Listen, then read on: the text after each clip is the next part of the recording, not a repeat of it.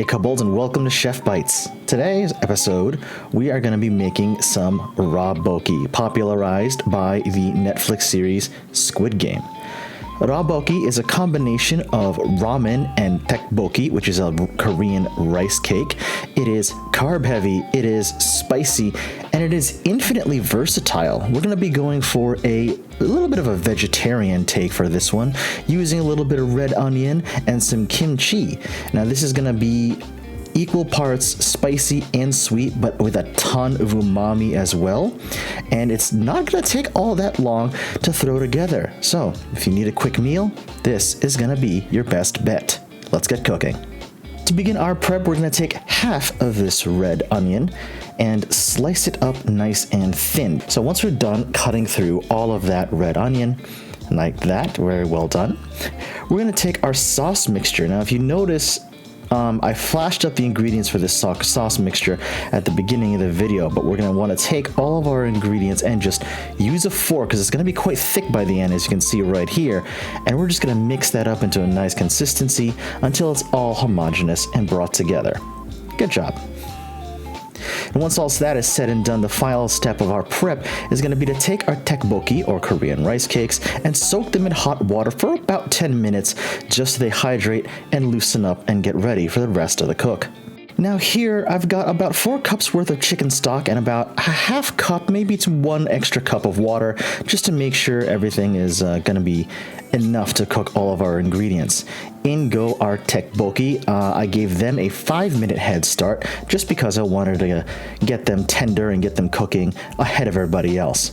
And now once 5 minutes have passed is when I'm going to add in the rest of our ingredients. Well, almost the rest of our ingredients. Here's our sliced red onion going in immediately, followed by our ramen cake. And now once everybody is in, we're going to give it a quick stir, which is a little bit difficult, admittedly, with one hand having to hold the camera, and just bring everything together. And then from there, we are just going to let everybody sit and mingle and get nice and toasty in that broth. And we're just going to give that another 5 minutes to mellow out. Now, once again, everything is at a rolling boil.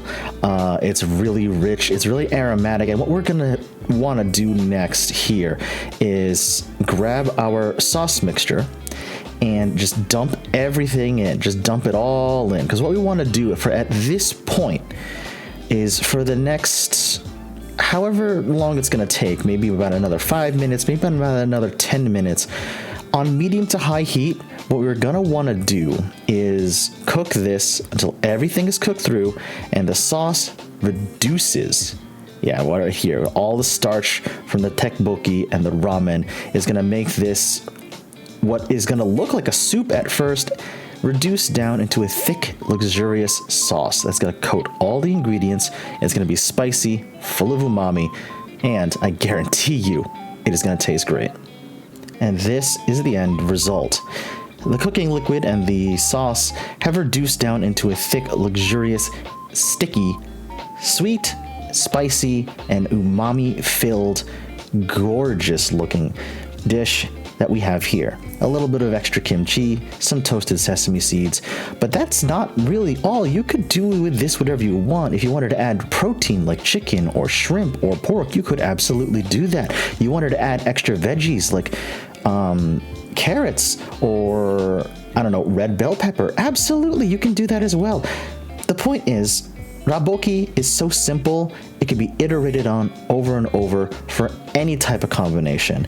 It is a versatile, delicious street food, and I had a wonderful, wonderful dinner tonight. This has been NJChef, and I'll see you in the next episode of Chef Bytes. See you later.